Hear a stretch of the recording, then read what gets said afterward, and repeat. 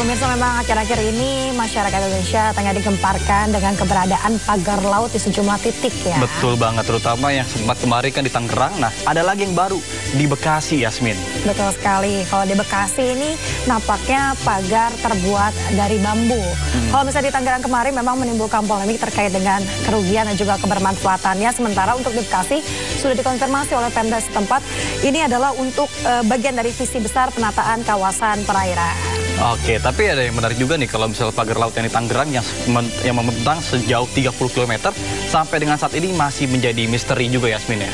Ya, nanti kita nantikan seperti apa hasil penyelidikannya. Yang pasti adalah tentunya baik itu di Bekasi maupun di Tangerang ingin adanya kebermanfaatan untuk para nelayan yang memang menggantungkan hidupnya dari lautan begitu ya. Betul sekali. Tapi ada lagi polemik yang menjadi masalah ini ketika sedang diusut tiba-tiba dari masyarakat itu mengatakan bahwa itu adalah dari swadaya masyarakat nelayan itu sendiri. Tapi nggak masuk akal juga sih, butuh berapa besar dana yang dibutuhkan untuk membuat pagar terutama membentang sejauh 30 km. Ya, nanti kita akan lihat seperti apa ternyata hasil penyelidikannya. Yang pasti pemirsa, saat ini Anda menyaksikan Sindo Today, program yang akan menghadirkan informasi-informasi terhangat hari ini bersama saya Yasmin Natania. Dan saya Nata Arman, dan sebelum kita mulai Sindo Today pada hari ini, Sindo Today redaksi kami juga telah menyiapkan 3 berita pilihan dan ini dia.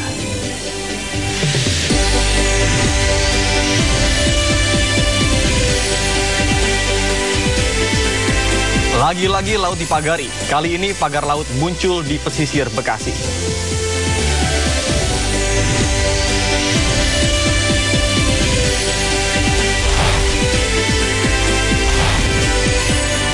Pelatih Timnas Indonesia Patrick Kluivert makan nasi padang dan viral di media sosial.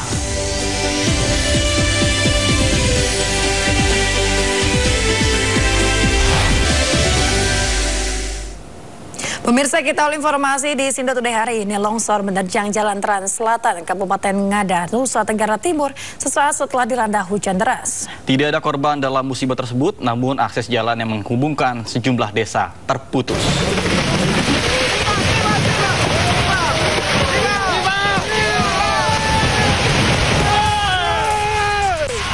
Bongkahan batu besar terjun bebas bersama material longsor yang melanda desa Watumanu, Kecamatan Jerebuu, Kabupaten Ngada, Nusa Tenggara Timur. Akibatnya Jalan Trans Selatan Bajawa yang menghubungkan sejumlah desa di Kecamatan Jerebuu dan Inerie terputus. Pasalnya bebatuan besar menutupi badan jalan. Warga berharap pemerintah segera mengevakuasi material longsor agar bisa kembali digunakan. Mengingat kondisi geografis kecamatan kita memang ya tidak mudah, sehingga pada saat musim-musim seperti ini kita sering menghimbau pada masyarakat untuk selalu waspada untuk ketika beraktivitas, terutama di daerah-daerah yang rawan itu ya minimal membatasi lah. Sementara warga setempat hanya mampu membuka jalan untuk dilintasi sepeda motor. Sedangkan mobil belum bisa melintas di Jalan Trans Selatan Bajawa. Dari Kabupaten Ngada, Nusa Tenggara Timur, Joni Nura melaporkan. Pemirsa, akibat curah hujan tinggi dan meluapnya sungai membuat 9 desa di Kecamatan Muara 3, Kabupaten Pidi Aceh terendam banjir. Sementara itu longsor di Pasaman, Sumatera Barat menutup akses Rokan Hulu dan Rau.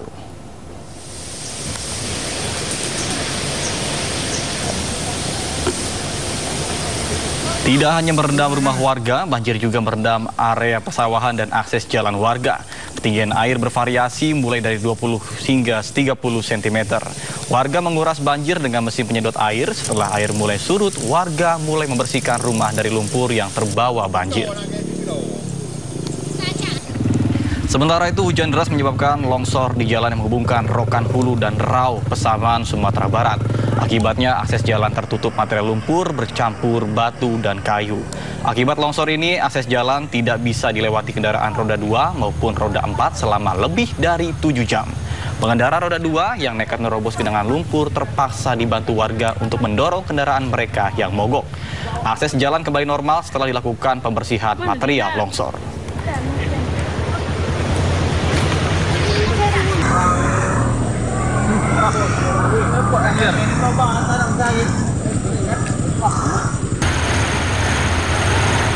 Kita Informasi berikutnya pemirsa, sebuah minibus ludes terbakar saat mengisi bahan bakar di SPBU Kecamatan Tempe, Kabupaten Wajo, Sulawesi Selatan. Diduga api berasal dari jerigen berisi BBM jenis Pertalite yang berada di dalam mobil.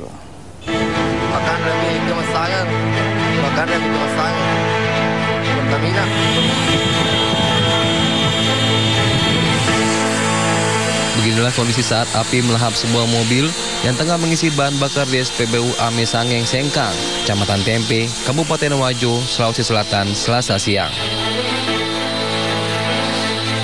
Petugas pemadam kebakaran berjibaku memadamkan api yang dengan cepat melalap mobil, serta satu pompa pengisian bahan bakar.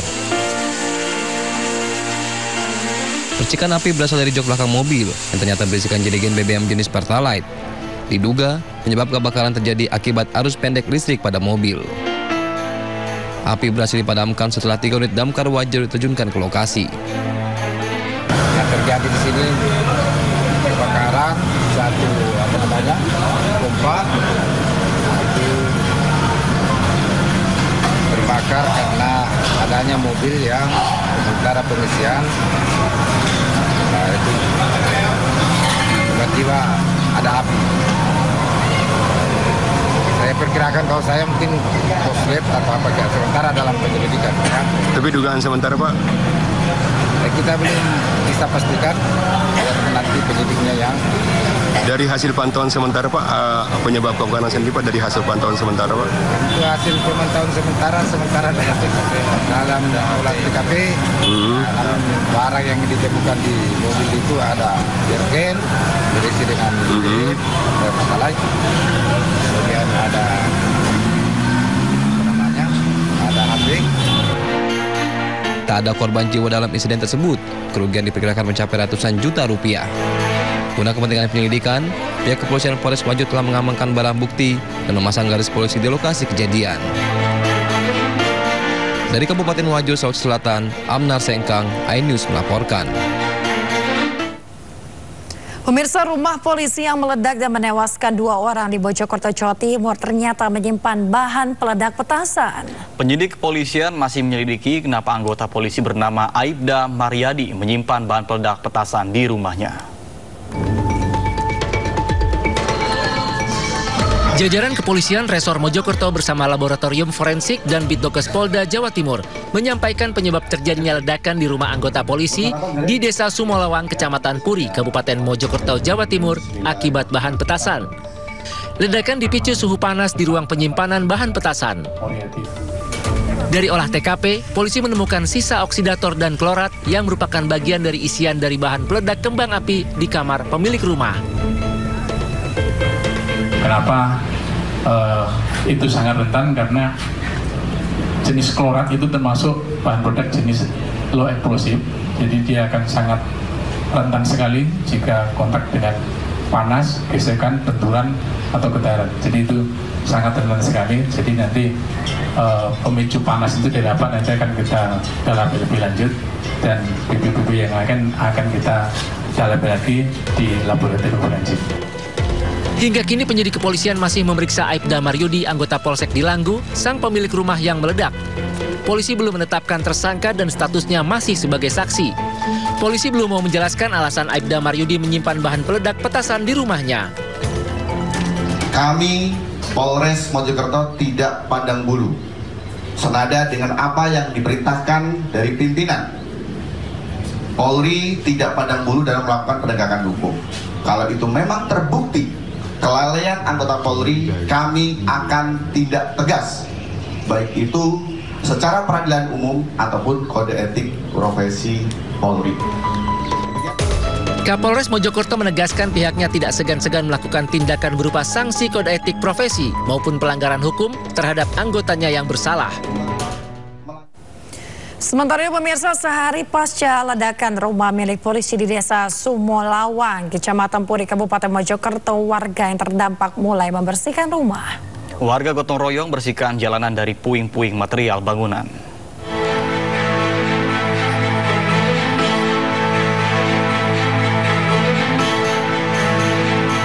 Lokasi ledakan rumah milik polisi di Desa Sumolawang, Kecamatan Puri, Kabupaten Mojokerto didatangi warga sekitar Selasa pagi. Warga melihat kondisi lokasi ledakan yang mengakibatkan 10 rumah terdampak. Warga bahu-membahu membersihkan puing-puing bekas ledakan baik yang ada di jalan maupun di dalam rumah. Hingga kini 3 rumah yang bersebelahan dengan rumah Aibtu Maryudi, anggota Polsek Delanggu, belum bisa ditempati. Pemilik rumah memilih tidur ke rumah tetangga dan kerabat di luar desa karena kondisi dalam rumah hancur di bagian atap. Warga berharap mendapat bantuan untuk mengembalikan kondisi rumah seperti semula. Bersih rumah sendiri ini suami kerja. Yang dibersihkan bagian mana, Bu? Sementara ya yang depan aja. Terus yang dalam kalau nggak ada yang bantuin ya nggak bisa, Pak. Kondisinya gimana, Bu, dalam? Nggak hancur kayak gitu. Hancur bagian atap? Bagian atap. Kondisi belakang rumah Aibtu Maryudi telah rata dengan tanah setelah semalam dibersihkan dengan alat berat, sementara bagian depan ditutup terpal. Sementara itu, rumah milik Kodi yang istri dan anaknya meninggal dunia nyaris rata dengan tanah. Keluarga berupaya mengambil sisa pakaian yang ada di lemari. Untuk sementara, Kodi tinggal di rumah saudara. Dari Kabupaten Mojokerto, Salahuddin, iNews melaporkan. Pemirsa, seorang pelaku curanmor nyaris tewas diamuk massa di Durensawit, Jakarta Timur. Aksi pelaku berhasil dipergoki oleh korban hingga akhirnya pelaku ditangkap.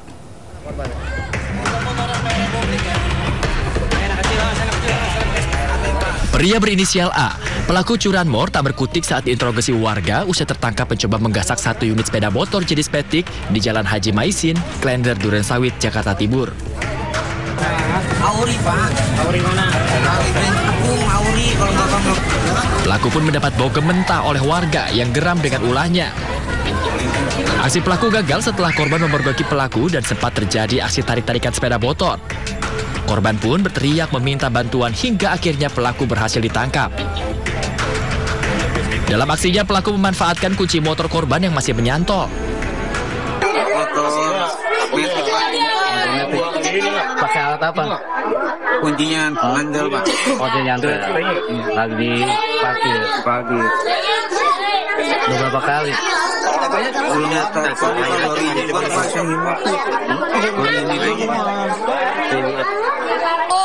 Kesini kira saya orang mau beli, nggak taunya dia ngeluarin motor, suaminya yang punya toko keluar, dia rebut-rebutan di sini, tapi kena motornya dia, udah dapat, nah dia teriak maling, ya udah saya teriak maling, bocah-bocah kecil-kecil pada ikutan. Guna menghindari amukan massa, pelaku langsung diamankan petugas kepolisian sektor Durensawit untuk kepentingan penyelidikan. Dari Jakarta, Rio Madik, iNews melaporkan. Pemirsa, petugas kepolisian berhasil meringkus 2 kawanan pencuri sadis di tengah jalan Yosudarso, Kota Lubuk Linggau, Sumatera Selatan. Kedua pelaku yang sempat melakukan perlawanan terpaksa harus dilumpuhkan oleh petugas.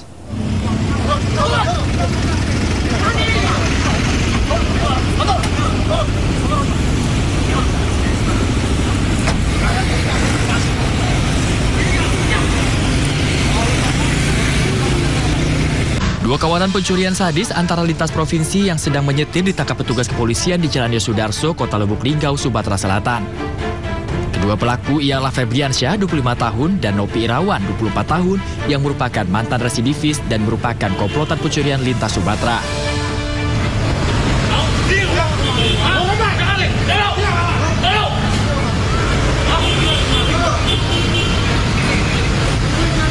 Petugas pun harus melepaskan tembakan peringatan karena keduanya mencoba melarikan diri. Akhirnya, petugas terpaksa melumpuhkan keduanya karena berusaha melakukan perlawanan dan membawa senjata tajam.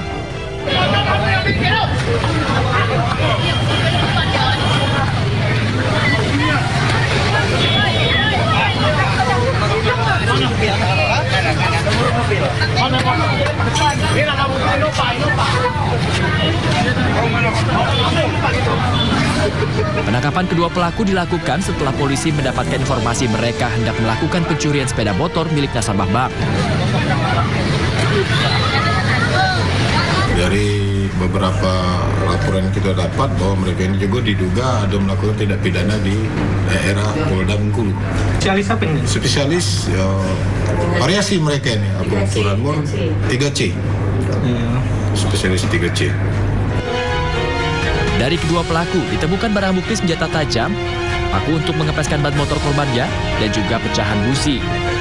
Selanjutnya kedua pelaku langsung digelandang ke Mapolres Lubuk Linggau guna proses penyelidikan lebih lanjut. Banyaknya laporan polisi membuat keduanya menjadi target kepolisian. Bahkan kedua pelaku juga merupakan buruan Polda Bengkulu. Dari Lubuk Linggau, Sumatera Selatan, Sudirman, iNews melaporkan.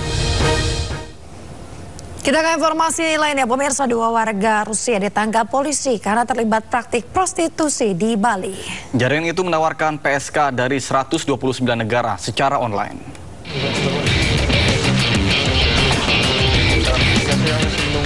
Dua warga Rusia ditangkap polisi karena mengoperasikan jaringan prostitusi jaringan internasional melalui website di Badung, Bali. Tidak tanggung-tanggung, kedua pelaku menawarkan jasa PSK dari 129 negara dan 12 kota di Indonesia. Di dalam situs itu, petugas mengamankan 15 orang korban perdagangan orang yang dipekerjakan sebagai PSK. Dalam aksinya, tersangka yang berperan sebagai koordinator wilayah dan manajer menerima transfer uang rata-rata $300 sampai $500 Amerika per orang. Keduanya mengaku telah melakukan praktik prostitusi ini selama 2 tahun terakhir. Operasionalnya dia menggunakan dunia maya, sehingga bisa diakses seluruh negara, seluruh orang, seluruh pelanggan, termasuk di Indonesia. Tadi sebutkan ada 12 kota. 12 kota ini ada ini. Sejumlah barang bukti berupa laptop, telepon seluler, kartu SIM, dan paspor para tersangka disita petugas. Mereka kini dijerat pasal Undang-Undang ITE serta TPPO. Dari Badung, Bali, Indira Ari, iNews melaporkan. Pemirsa, peluncuran program makan bergizi gratis di Ciamis, Jawa Barat menuai penipuan. Beberapa pelaku usaha kecil dan menengah diduga menjadi korban penipuan iuran administrasi untuk mendapatkan kuota dari salah satu paguyuban.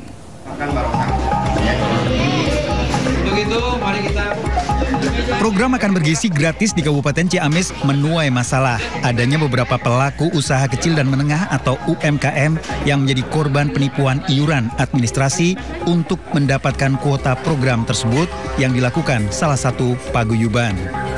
Paguyuban tersebut mengiming-imingi anggotanya yang juga pelaku UMKM untuk ikut bergabung yang nantinya akan diberi kuota program makan bergizi gratis. Seorang peternak bebek di Desa Utama Cijengjing, Ciamis rela menjual kendaraan demi membayar iuran dan membangun dapur sehat. Saat ini dapur sehat yang telah siap 90% masih belum mendapatkan kepastian pelaksanaan program dari pihak paguyuban. Uang yang telah disetorkan sebanyak 11 juta rupiah. SLAS kalau nggak salah 3,5 juta. Yang sisanya buat halal segitu. Janjinya sih akan terrealisasi dengan makan gratis itu, yang program, salah satu program unggulannya Pak Prabowo yang waktu kampanye itu kan harus terrealisasi karena kan itu salah satu unggulannya Pak Presiden kita, Pak Prabowo. Sementara hingga saat ini sudah ditunjuk 2 perusahaan untuk menyuplai makan bergizi gratis di Banjarsari, Ciamis, dan Kota Banjar. Ada sekitar 61 UMKM yang telah membayar iuran. Dari Kabupaten Ciamis, Jawa Barat, Acep Muslim melaporkan. Kita ke informasi lain, pemirsa. Mantan Ketua Pengadilan Negeri Surabaya, Rudi Suparmono, dibawa ke Jakarta untuk menjalani pemeriksaan terkait dugaan suap dan gratifikasi dalam vonis bebas Ronald Tanur. Rudi diduga mendapatkan jatah $20.000 Singapura untuk memalsukan vonis. Rudi Suparmono tiba di Bandara Halim Perdana Kusuma Selasa sore. Kedatangan Rudi mendapatkan pengawalan ketat dari Kejaksaan Agung dari bandara ke gedung Kejaksaan Agung.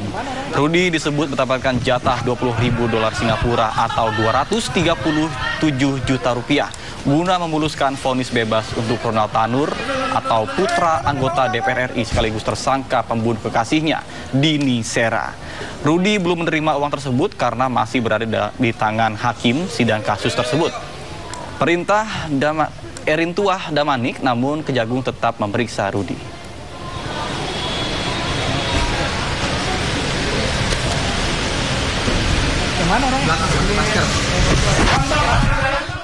Pemirsa, sebelumnya 3 hakim yang menangani perkara kasasi Ronald Tanur ditetapkan sebagai tersangka penerima suap dan gratifikasi. Penetapan ini berawalan dengan hasil pemeriksaan etik Mahkamah Agung yang menetapkan ketiga hakim ini tidak melanggar kode etik.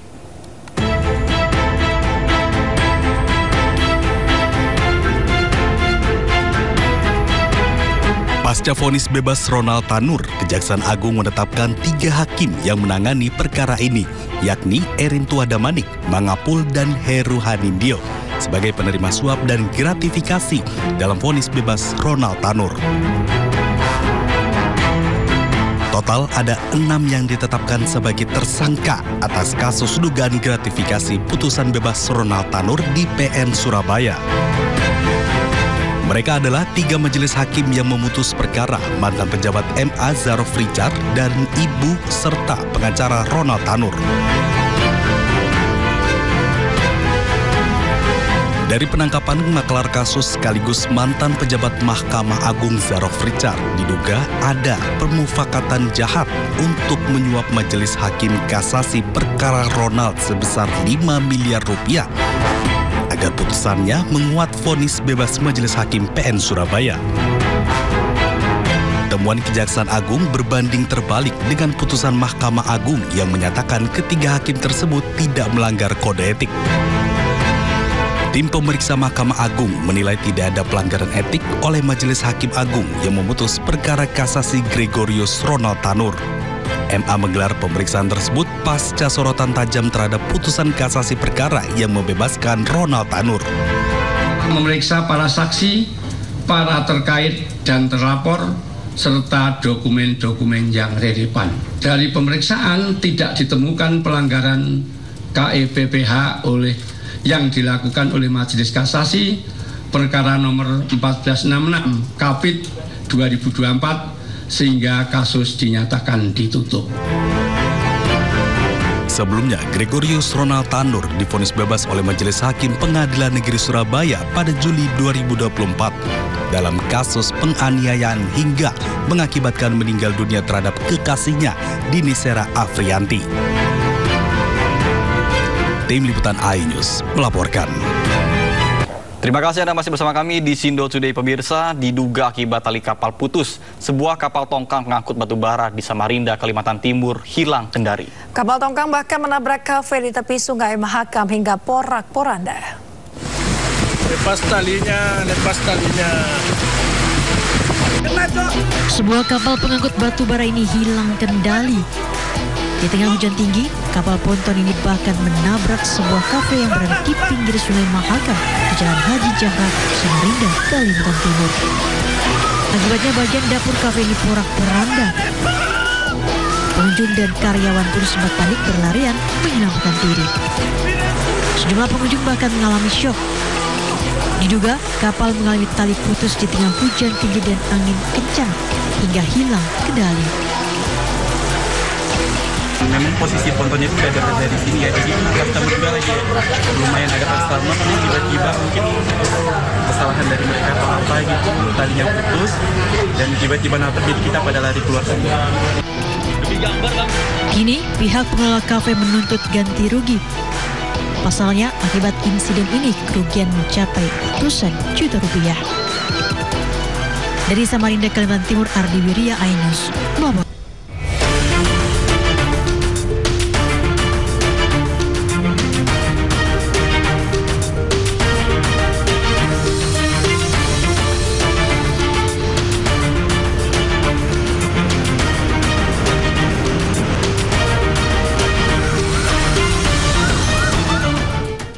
Pemirsa, selanjutnya kita akan mengajak Anda untuk mengetahui pantauan arus lalu lintas hari ini di sejumlah wilayah melalui pantauan CCTV Korlantas Polri.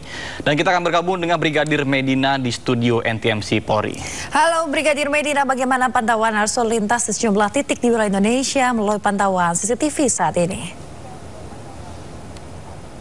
Baik, terima kasih rekan Data dan juga Yasmin, dan juga selamat pagi pemirsa. Menemani aktivitas pagi hari Anda, kami akan mengajak pemirsa untuk mengetahui bersama bagaimana kondisi arus lalu lintas melalui pantauan CCTV Korlantas Polri.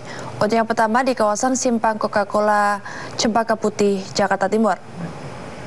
Di mana pada pagi hari ini arus lalu lintas dari arah Cempaka Putih yang akan mengarah ke Pulau Gadung, Tanjung Priuk ataupun Cawang terlihat sudah terjadi peningkatan jumlah kendaraan yang didominasi oleh kendaraan pribadi baik roda 2 maupun roda 4. Hal yang sama juga terjadi dari arah sebaliknya. Diimbau kepada Anda para pengendara khususnya roda 2 agar selalu berhenti di belakang garis stop pada antrian traffic light, juga mengikuti arahan dan juga petunjuk dari petugas kami yang berada di lapangan. Untuk selanjutnya, kita bergeser di kawasan pos polisi Simpang Cileunyi, Bandung, Jawa Barat. Di mana pada pagi hari ini arus lalu lintas dari arah tol Cileunyi akan mengarah ke Cibiru dalam situasi kondusif lancar. Kemudian arus lalu lintas dari arah Garut ataupun Tasikmalaya yang akan mengarah ke tol Cileunyi saat ini dalam situasi ramai lancar. Kami menghimbau kepada Anda para pengendara agar selalu menjaga batas kecepatan maksimal kendaraan Anda, mengingat seringkali dijumpai angkutan umum yang menaik turunkan penumpang di bahu jalan yang menjadi salah satu faktor ketersendatan yang perlu Anda antisipasi. Untuk selanjutnya kita bergeser di kawasan Pos Pol Karanganyar, Kebumen, Jawa Tengah. Di mana pada pagi hari ini arus lalu lintas dari arah Gombong yang akan mengarah ke Seruang saat ini dalam situasi kondusif lancar. Hal yang sama juga terjadi dari arah Seruang yang akan mengarah ke Gombong. Diimbau kepada Anda para pengendara agar selalu menjaga batas kecepatan maksimal kendaraan Anda dan selalu perhatikan rambu lalu lintas dikarenakan daerah ini terdapat perlintasan rel kereta api. Untuk selanjutnya kita bergeser di kawasan Simpang Japanan Porong Sidoarjo, Jawa Timur. Di mana arus lalu lintas dari arah Surabaya yang akan mengarah ke Malang ataupun Mojokerto saat ini dalam situasi ramai dan juga lancar. Kami menghimbau kepada Anda para pengendara untuk mengantisipasi kendaraan didominasi angkutan berat dan bus, truk serta pejalan kaki yang berlalu lalang di kawasan ini. Dan pemirsa, berdasarkan data IRSMS Korlantas Polri, angka kecelakaan lalu lintas di seluruh Indonesia selama 1 kali 24 jam terjadi sebanyak 238 kasus laka lantas dengan rincian 33 meninggal dunia, 35 luka berat dan 285 luka ringan. Dari 238 kasus laka lantas tersebut, 73% didominasi oleh kendaraan roda 2. Maka dari itu kami menghimbau kepada Anda para pengendara agar selalu berhati-hati dalam berlalu lintas dan tetap menjadikan keselamatan sebagai kebutuhan Anda. Dan pemirsa, bagi Anda yang ingin mengupdate informasi selengkapnya seputaran arus lalu lintas, kami siap melayani Anda di 1500669 ataupun melalui SMS kami di 9119. Demikian dapat kami informasikan. Selamat pagi dan salam presisi. Silakan kembali ke studio. Baik, terima kasih Brigadir Medina atas laporan Anda. Selamat bertugas kembali dan salam presisi.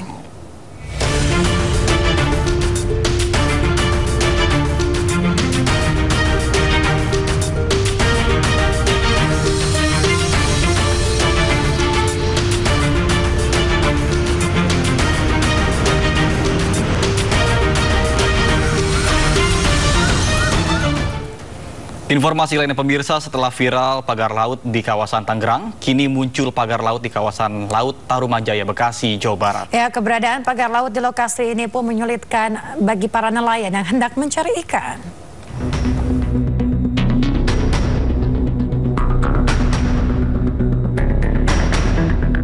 Inilah penampakan pagar laut sepanjang 2 km di perairan Laut Tarumajaya, Kabupaten Bekasi, Jawa Barat.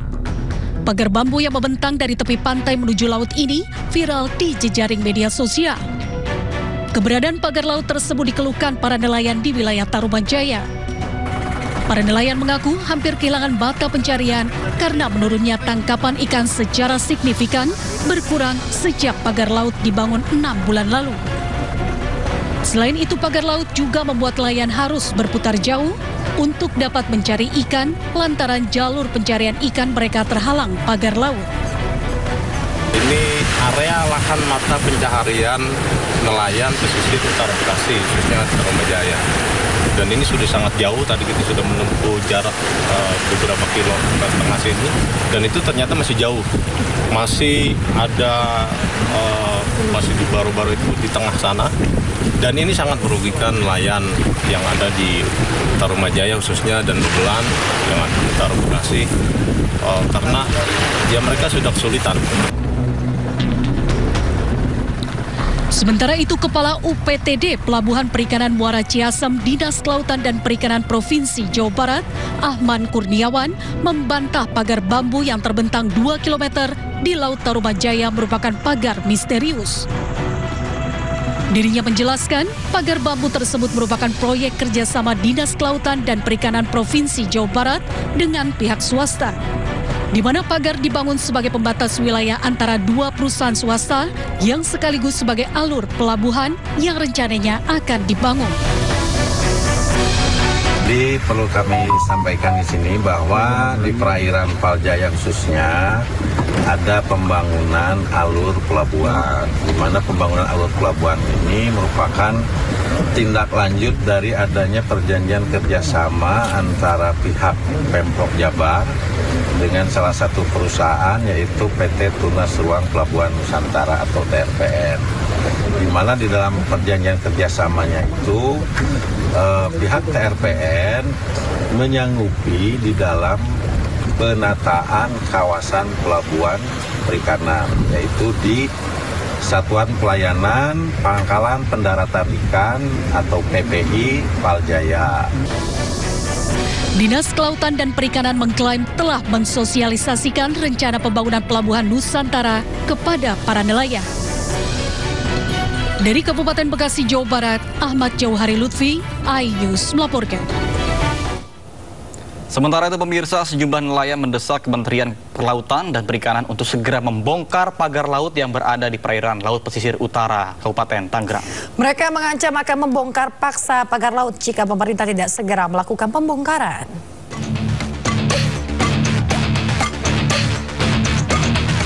Usai viral, pagar laut di Laut Utara Kabupaten Tangerang, Banten masih terlihat membentang sepanjang 30 km. Meski sudah disegel oleh pihak pemerintah, namun para nelayan yang berada di sekitar pagar laut mendesak agar Kementerian Kelautan dan Perikanan segera bertindak untuk melakukan pembongkaran. Para nelayan menganggap keberadaan pagar laut sangat mengganggu mereka dalam mencari ikan. Mereka juga mengaku merugi karena harus memutar jauh lantaran jalur tangkapan ikan mereka terhalang pagar laut. Para nelayan mengancam akan membongkar paksa pagar laut jika pemerintah tidak segera melakukan pembongkaran. Ya, kalau memang tidak ada tindakan, ya mungkin ya kami wajib turun tangan ya. Para nelayan akan bertindak sendiri. Kami berharap kepada instansi terkait atau dari Kementerian KKP agar segera ya menyikapinya, jangan sampai berlarut-larut. Diketahui sebelumnya pagar laut sepanjang 30 km di perairan Laut Pesisir Utara Kabupaten Tangerang viral di media sosial. Pihak KKP sendiri sudah melakukan penyegelan terhadap pagar laut yang diduga merupakan milik pengembang swasta. Dari Kabupaten Tangerang, Banten, Hasnugara, iNews melaporkan. Pemirsa, Wakil Ketua DPR RI, Sufmi Dasko Ahmad mengatakan DPR tengah melakukan pengecekan untuk mengetahui siapa pihak yang bertanggung jawab atas pembangunan pagar laut misterius. Nah, kita sudah minta komisi teknis sekarang justru mengecek siapa pihak yang bertanggung jawab. Karena ini kan ada banyak pihak yang mengaku bertanggung jawab. Itu ada nelayan, ada kemudian kelompok masyarakat. Nah, sehingga kalau tadi mau dipanggil kita takut salah panggil. Nah, sehingga sekarang ini langkah yang dilakukan adalah melakukan pengecekan kepada berbagai pihak, termasuk aparat penegak hukum, untuk kemudian kita ingin tahu siapa yang ada di balik itu. Nah, kalau nanti sesudah masa sidang, itu mungkin kita akan kirim komisi teknis untuk turun ke lapangan. Informasi lainnya pemirsa, permainan berburu koin yang dapat ditukar dengan sejumlah uang melalui aplikasi makin marak dilakukan warga, bahkan hingga membuat sejumlah fasilitas umum rusak. Menteri Komunikasi dan Digital Mutia Hafid menegaskan akan menindak aplikasi tersebut jika terbukti membawa dampak negatif bagi warga.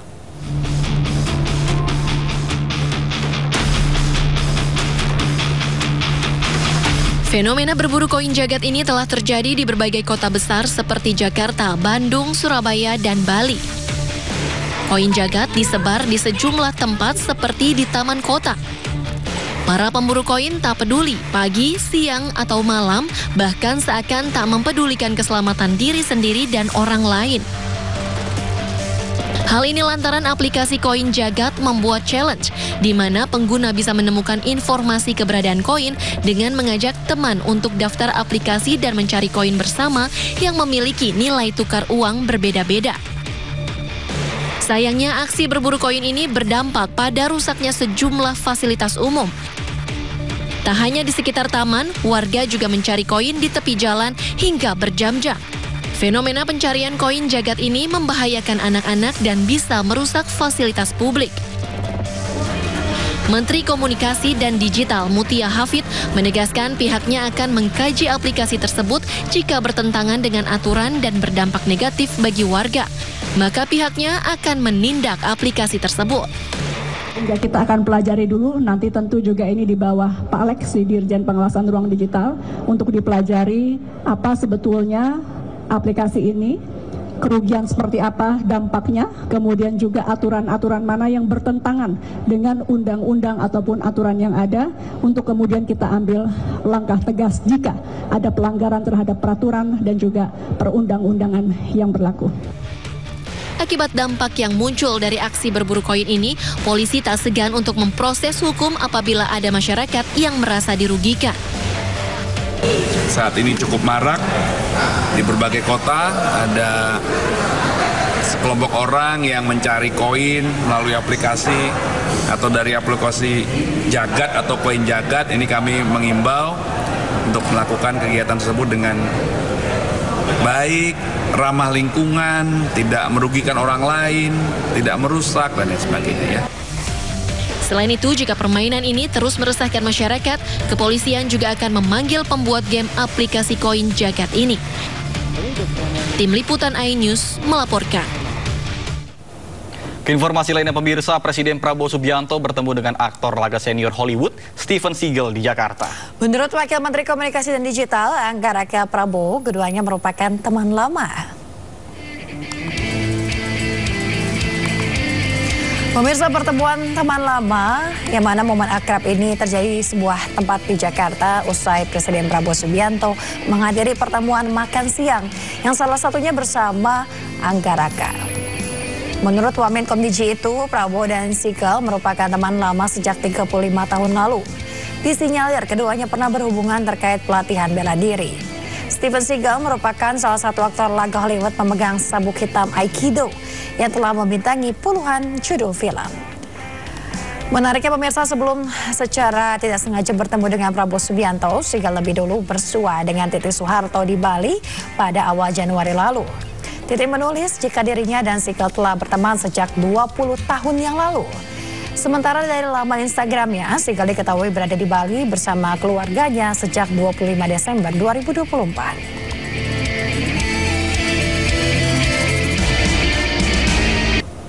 Ya, nah kembali di Indo Today pemirsa, kita ke informasi berikutnya. Yayasan SD swasta di Medan menilai siswa dihukum belajar di lantai karena belum membayar uang sekolah dan juga tidak mengambil rapor merupakan tindakan pribadi guru. Sementara itu, Ombudsman Republik Indonesia perwakilan Sumatera Utara telah memanggil pihak sekolah dan Dinas Pendidikan untuk memberikan klarifikasi. Dia disorain dari tadi di luar, saya datang. Bu, ambil rapor Mesa, duduk di bawah, dia nangis loh Bu. Pihak Yayasan Abdi Sukma memanggil guru kelas 4 SD swasta Abdi Sukma terkait video viral siswa belajar di lantai. Usai meminta keterangan guru yang bersangkutan, Ketua Yayasan Abdi Sukma Ahmad Perlindungan menyesalkan peristiwa tersebut. Tidak ada aturan atau larangan untuk siswa tidak boleh mengikuti pembelajaran jika belum membayar uang sekolah dan mengambil rapor. Aturan ini dibuat sendiri oleh guru bersangkutan tanpa sepengetahuan kepala sekolah. Akan memberikan pembebasan tidak mengajar skorsing sampai waktu yang ditentukan kemudian. Pak, tapi pengakuan si wali kelas ini menjalankan aturan. Maksudnya itu aturan dia yang buat sendiri. Dia buat sendiri. Murid yang dihukum tersebut masuk dalam peserta program Indonesia Pintar. Meski sudah menerima bantuan PIP, harusnya dipergunakan untuk memenuhi biaya kebutuhan pendidikan anak. Namun orang tua murid Camelia tidak membayarkan SPP anaknya selama 3 bulan. Saat ini yayasan akan memberikan sanksi skorsing pada guru dan kepala sekolah karena lalai mengawasi guru. Sementara, Ombudsman RI Perwakilan Sumut memanggil pihak Yayasan Sekolah Dasar Swasta dan Dinas Pendidikan Kota Medan. Pemanggilan ini untuk memberikan klarifikasi kasus viral tersebut. Dinas Pendidikan Kota Medan melalui Bambang Sudewo menjelaskan ada miskomunikasi antara sekolah dan orang tua siswa. Dari Medan, Sumatera Utara, Ahmad Ridwan Nasution, Ainus melaporkan. Pemirsa, Menteri Pemberdayaan Perempuan dan Perlindungan Anak Arifah Hoiri Fauzi meminta kasus murid dihukum belajar di lantai di Medan, Sumatera Utara tidak terulang kembali di lingkungan pendidikan manapun. Arifah menegaskan para pendidik seharusnya menjadi teladan bagi siswa, bukan justru menciptakan trauma psikologis. Duduk di bawah karena memang orang tuanya tidak mampu untuk membiayai. Dari kementerian kami sudah melakukan pendampingan, bekerja sama juga dengan Kemendikbudristek dan sudah ada komunikasi, dan insya Allah kalau tidak salah anak ini malah mendapat beasiswa. Tapi sebetulnya mungkin banyak terjadi di tempat lain. Jadi ini mungkin sebagai peringatan juga untuk sekolah-sekolah untuk tidak melakukan hal-hal yang berpengaruh terhadap psikologis anak, karena sebetulnya orang tuanya memang benar-benar tidak mampu, akhirnya anak-anak yang menjadi korban. Pemirsa, Presiden Prabowo Subianto merencanakan akan membangun sekolah khusus untuk anak-anak yang miskin ekstrim. Namun demikian, sekolah rakyat ini dinilai akan menguatkan diskriminasi perlakuan di kemudian hari. Sekolah rakyat rencananya akan dibangun untuk mereka yang termarginalkan, yang tidak mendapatkan dukungan yang cukup di lingkungan sekolah umum. Sekolah rakyat yang digagas Presiden Prabowo Subianto itu justru akan dibuat dengan konsep asrama agar anak-anak dari keluarga miskin ekstrim dapat mendapatkan lingkungan yang memadai. Infrastruktur sekolah rakyat rencananya pun akan menggunakan balai-balai pelatihan yang dapat digunakan untuk merintis sekolah rakyat. Rencananya akan ada 3 sekolah yang dibangun di Jakarta, Jawa Barat, dan juga Banten. Namun demikian, ide sekolah rakyat dinilai malah akan membentuk stigma negatif di masa mendatang. Dosen kebijakan publik UGM dalam tulisannya di website ugm.ic.id menyebut bahwa perbaikan sekolah rusak yang ada saat ini lebih mendesak. Ya, dari semua mereka yang kita anggap punya kompetensi. Jadi saya juga udah bicara dengan Prof. Mukti, ya, kami juga minta masukan dari beberapa lagi yang lain. Karena nanti dalam pelaksanaannya bisa jadi ini murni dari pemerintah, bisa jadi ini kerjasama dengan swasta. Untuk anggaran pembangunannya sendiri gimana, Mas? Untuk anggaran pembangunan? Ya masih kita lihat mana yang paling mungkin lah. Kita masih akan konsultasikan nanti ke Presiden. Kita misalnya punya beberapa balai-balai pelatihan yang bisa digunakan untuk merintis sekolah rakyat. Ada target nggak sih Pak dari akan dibuka di mana dan kapan mungkin ada daerah khusus yang lebih diprioritaskan? Iya memang rencananya sesuai arahan Presiden dimulai di Jakarta dan sekitarnya dulu. Setelah itu nanti di tempat-tempat lain. Tapi kami ada beberapa tempat yang nanti kami usulkan jika konsepnya sudah matang. Untuk waktunya kapan itu bisa? Ya ini kita sudah mulai kan. Kita sudah mulai membentuk tim. Kita sudah mulai mendengarkan secara informal dari pihak-pihak yang memang punya kapasitas untuk memberikan masukan. Ya. Kira-kira satu sekolah itu dari TF-nya berapa siklus untuk satu sekolah itu bisa menampung berapa siswa sih kira-kira? Yang pertama ini dulu, jadi memang ada beberapa usulan, ada yang mulai dari SD, ada yang mulai dari SMP, ada yang SMA, ini masih dalam diskusi gitu ya. Yang kedua ya tentu tidak banyak ya, antara satu angkatan itu misalnya 50 sampai 100 gitu. Jadi ini masih uji coba dulu, nantinya kalau sudah bisa dilaksanakan, tapi sampai tahap sekarang ini kita baru mematangkan ide itu. Daerah terpencil jadi prioritas juga nggak sih? Iya, nanti kita lihat ya, prioritasnya kita lihat, tapi yang jelas ini adalah untuk KPM, keluarga penerima manfaat dari golongan miskin ekstrim. Gus,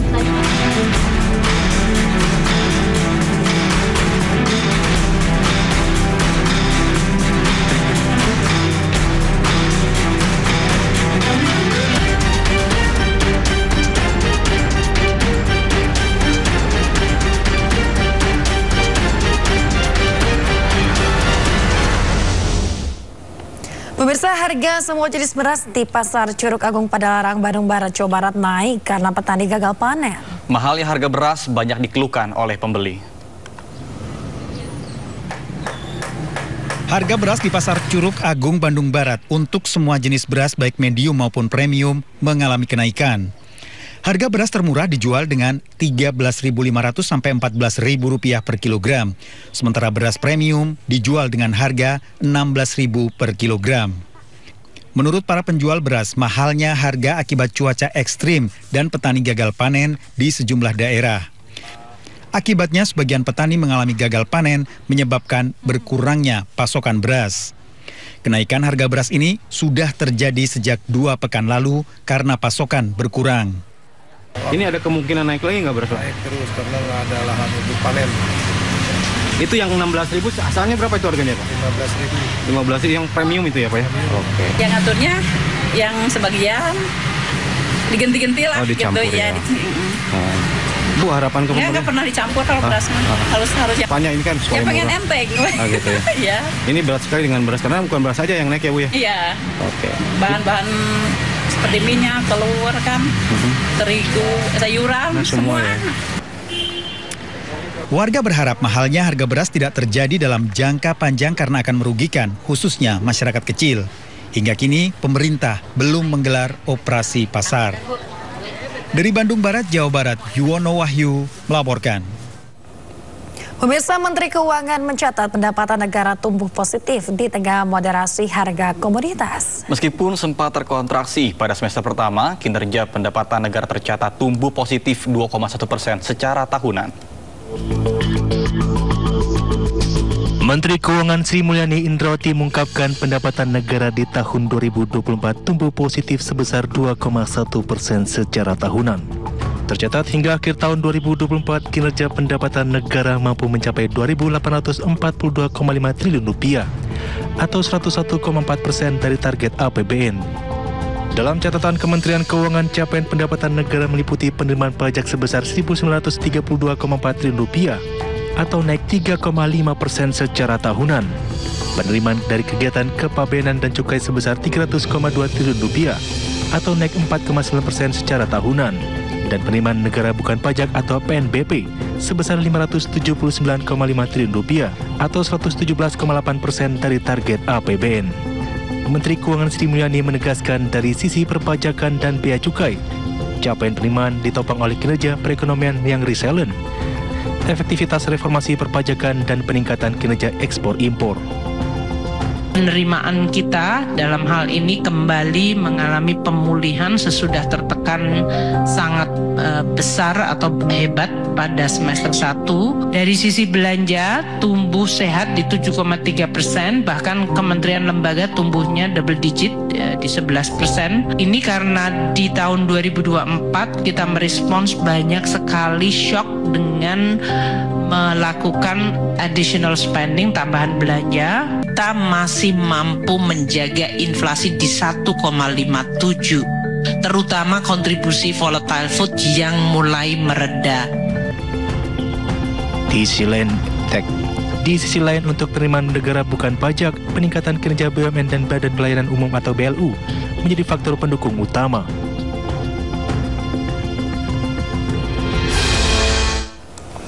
Pemirsa, pemerintah terus mencermati gejolak ekonomi global. Presiden Amerika Serikat Donald Trump yang disebut akan menerapkan kebijakan tarif tinggi terhadap barang-barang impor. Menteri Koordinator Bidang Perekonomian Erlangga Hartarto merespon soal pelantikan Donald Trump sebagai Presiden Amerika Serikat pada tanggal 20 Januari mendatang, di mana pemerintahan Trump disebut bakal menerapkan kebijakan tarif tinggi terhadap barang-barang impor. Menurut Erlangga, kebijakan tarif impor dari Amerika Serikat sebenarnya sudah berlaku untuk Indonesia. Oleh sebab itu, Indonesia tidak perlu khawatir akan kebijakan kontroversi Amerika Serikat tersebut. Karena Indonesia dinilai sudah terbiasa dengan kebijakan tarif impor Amerika Serikat yang akan berlaku di pemerintahan Trump nanti. Yang mencerminkan ketahanan dan daya saing ekonomi kita. Dan kita patut bersyukur bahwa di akhir tahun 2024 kemarin, dari segi produksi atau manufacturing, PMI, Purchase Manager Index manufaktur kita ekspansif di 51,2. Jadi dengan demikian domestic consumption kuat dan indeks keyakinan konsumen juga masih 127,7, relatif baik, dan penjualan real juga tumbuh positif, sementara inflasi kita masih sekitar 1,55%. Jadi antara pertumbuhan ekonomi dan inflasi itu relatif dibandingkan yang lain kita baik. Meski demikian, Indonesia tetap meminta Amerika Serikat menurunkan tarif impor terhadap produk Indonesia. Dalam hal ini, kebijakan bilateral akan diajukan oleh pemerintahan Indonesia melalui kerjasama ekonomi bilateral dalam bentuk Free Trade Agreement.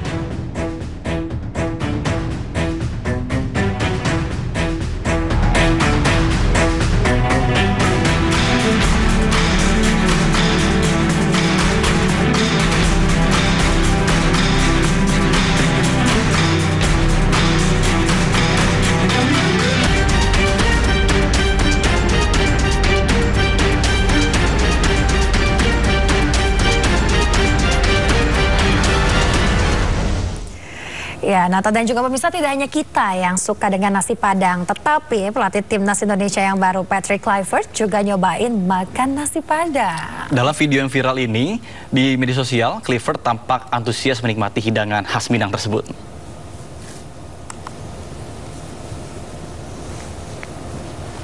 Patrick Kluivert makan nasi Padang di sebuah restoran di salah satu mal di Jakarta. Pelatih asal Belanda ini ditemani anak Erick Thohir dan asisten pelatih serta rekan kerja Kluivert di Indonesia. Kluivert juga terlihat antusias dan menikmati hidangan asal tanah Minang ini. Kehadiran Kluivert ini juga menjadi perhatian. Usai makan malam, Kluivert berkesempatan berfoto bersama dengan beberapa karyawan dari restoran.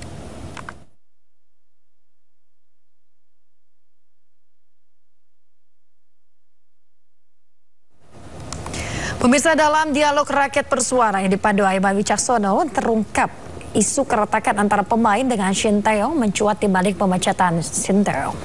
Sejumlah pemain bahkan diduga sudah tidak cocok dengan taktik yang diterapkan oleh Shin Tae-yong. Kalau tadi menurut Pak Nurdin adalah ketika lawan Arab misalnya, itu taktik pemain gitu. Bukan, begini, yang kita dengar bahwa ketika melawan Arab Saudi, itu bukan strateginya Shin Tae-yong. Pemain berkumpul sendiri, strateginya bahkan kita menurut informasi ya, Shin Tae-yong dilarang masuk bertemu mereka. Itu yang kita dengar. Kenapa dilarang masuk? Karena pemain-pemain kita tidak mau mengikuti strategi itu yang kita dengar ya. Karena masalah komunikasi ada. Bukan masalah taktik dan strategi. Nah, cuman kayak gini Pak Nurdin, kalau misalnya pemain bisa ngomongin taktik sendiri, pelatih buat apa lagi kalau gitu? Ya, tapi menarik. Tapi faktanya PSSI menang, timnas sudah kita menang 2-0. Iya, betul. Yang kebetulan cetak bola ada pemain Indonesia, bukan terusasi. Ini waktu. Maksudnya itu menurut saya, Pak Nurdin, mungkin jasanya Coach Shin Tae-yong di saat lawan Arab Saudi tidak ada. Iya, itu yang saya pertanyakan. Sehingga pada waktu itu menang. Nah, ini betul kan saya rasa logika yang terlalu sederhana diambil. Pada waktu menang ini karena pemain, pada waktu kalah gara pelatih, kan kita nggak bisa gitu dong. Kan juga begitu. Bagaimanapun Pak, bagaimanapun yang yang punya responsibility sama authority itu tetap pelatih, menang karena pelatih. Setuju. Tetapi boleh diterapkan menurut yang kita dengar ya, ketika melawan itu Australia, melawan Jepang, itu pemain-pemain kita tidak setuju dengan taktik itu. Nah, waktu lawan Bahrain, waktu lawan waktu lawan China, di ruang ganti, itu yang kita dengar itu. Nah, sehingga waktu lawan Saudi, pemain itu berkumpul, tidak boleh Shin Tae-yong ada di mereka. Menyusun dia mau bermain dengan gaya mereka. Dan kita menang 2-0. Tetap saja pelatih bertanggung jawab, berarti mereka yang Ini menarik nih. Kita ke informasi seputar kuliner pemirsa. Beragam jajanan yang enak dan murah meriah dijajarkan di sekitaran stasiun kereta Pondok Cina, Depok, Jawa Barat. Iya, mulai dari makanan manis, asin tersedia di sana.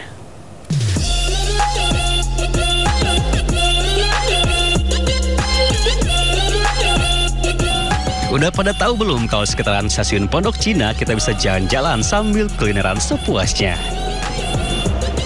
Nggak percaya, ini begitu keluar dari stasiun kita akan langsung disambut dengan deretan gerobak jajanan kaki lima. Kali ini saya akan mencoba belok ke kiri dan langsung ketemu dengan tukang cilor malor. Niat hati cuma mau jajan secukupnya, tapi apa daya, mata malah tergoda dengan aneka jajanan yang ada.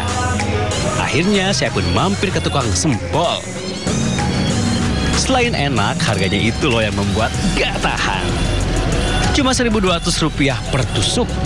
Biasanya ramenya pas sore sama malam. Bang, jual ini berapa per tusuknya nih? 10.008, kalau satunya 1.250. Nggak tentu sih, tergantung hari juga. Dari jam 10. Jam 10 malam.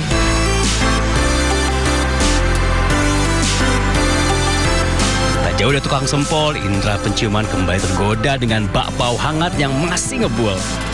Wah, ngeliatnya saja sudah bikin lapar. Bakpao beraneka macam rasa ini harganya mulai 5 ribuan saja. Dan kalau jalan ke sini jangan khawatir haus ya, karena ada kios teh yang pasti seger. Haus sudah terobati saatnya kembali mencari sesuatu yang enak. Sasaran berikutnya adalah surabi bakar. Makanan khas Jawa Barat dan Solo ini dihargai Rp10.000 untuk tiap 4 porsi. Ya ramenya dari pagi sampai sore itu lumayan rame. Jam-jam pulang kerja, jam 4 sampai jam 6 rame. Kalau ini mahasiswa nih, anak-anak kuliah paling. Ya, yang hijau pandan sama yang putih paling original. Nah, seporsinya 10.000 isi 4. Selain kue dan aneka jajanan sehat, ternyata di sini juga masih ada cemilan ala kampung. Ya, benar sekali, namanya kacang rebus dan kedelai rebus. Harga yang ditawarkan pun sangat murah. Untuk satu plastik kacang rebus hanya perlu merogoh kocek 6.000 saja. Dan jam berapa sih? Oh, di sini kalau sekarang mah hari Senin sama hari Jumat malam Sabtu, karena Jumat itu karena hari terakhir. Oh, per kalengnya ini 6.000 satu kaleng. Tuh kan niatnya mau jajan secukupnya, malah jadi ngeborong. Dari Jakarta, Aulina Iyasya, Muhammad Firman, iNews melaporkan. Pemirsa, informasi tadi sekaligus mengakhiri Sindo Today hari ini, dan Anda bisa mendapatkan informasi terkini melalui portal menghadirkan berita daerah, nasional dan internasional lengkap di sindonews.com. Ya, mewakili kerabat kerja yang bertugas, saya Yasmina Tania dan rekan saya Nata Arman, pamit undur diri. Terima kasih dan sampai jumpa.